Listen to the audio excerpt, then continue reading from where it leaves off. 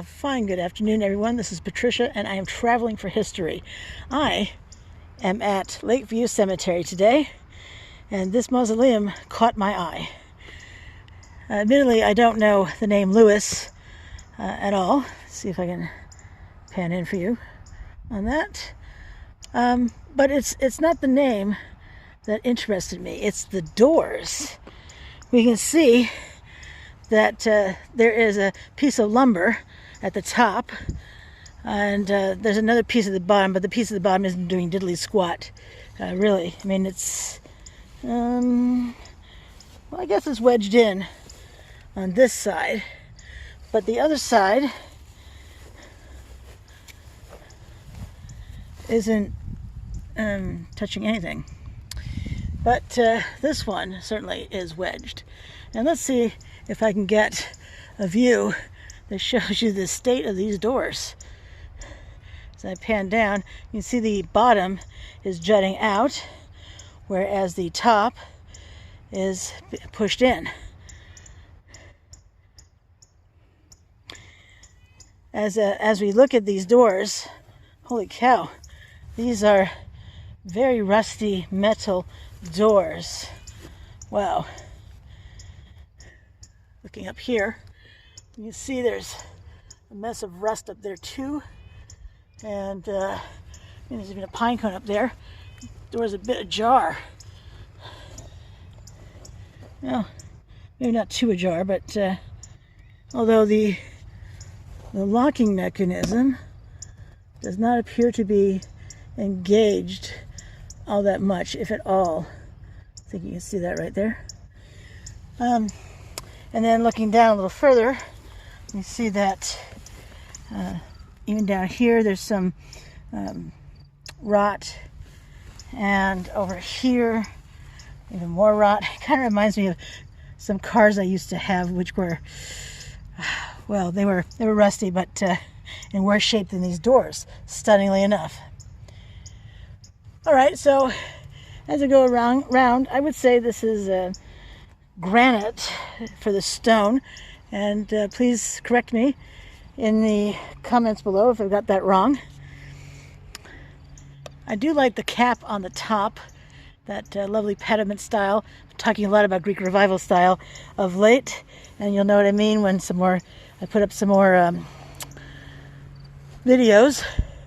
I am interested in this way this is aging or has become dirty.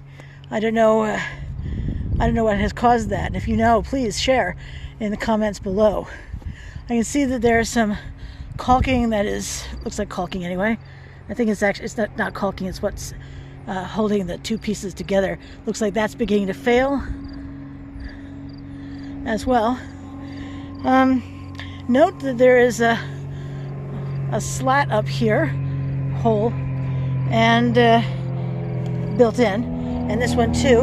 What's interesting with this one is it has this green piece here, and it reminds me of a bit of a filter, but I don't know if these are just to promote airflow or what they're for.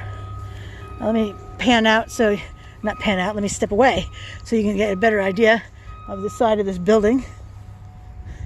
A lot of construction going on in the next yard over. But this looks like, what do they call this? Uncut? Raw? I don't know what they call this kind of, see how this is like this? It's not smooth is my point.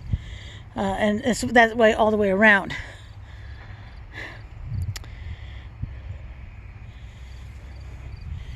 And then that cap is the same on this end, again with that whole pediment sort of thing at the top. And as we come around to the other side,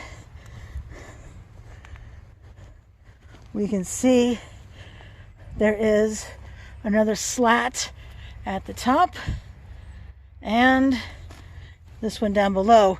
But this one down below doesn't have that green filter-like device on it. It's just open. And you see again how the adhesive is breaking apart.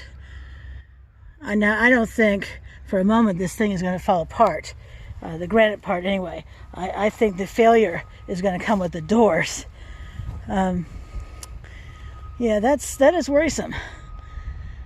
And I wonder actually who's responsible for that. If there are no descendants, or they aren't in Vermont, they're not going to know about this.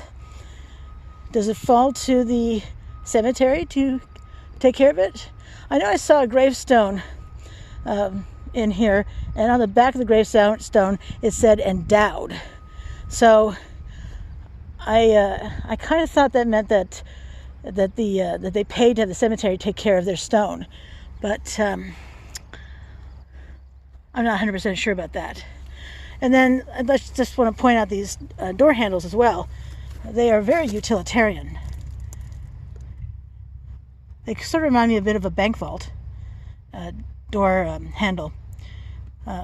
But anyway, very rusty. I swear my cars were rustier than this. So I wanted to point this out to you because I thought it was interesting. I know nothing about the history of the person, or I've never heard of the name actually, but clearly someone who had money because they could afford a mausoleum. All right, so thanks so much for coming with me today. And if you want to see pictures of this, I'm on Instagram, and that's @travelingforhistory. So I post pictures and or videos every single day on Instagram, much like I post videos here every day. So if you want to see pictures of this, take a look-see at my Instagram page. All right, so thanks so much, and you have a great day. Bye.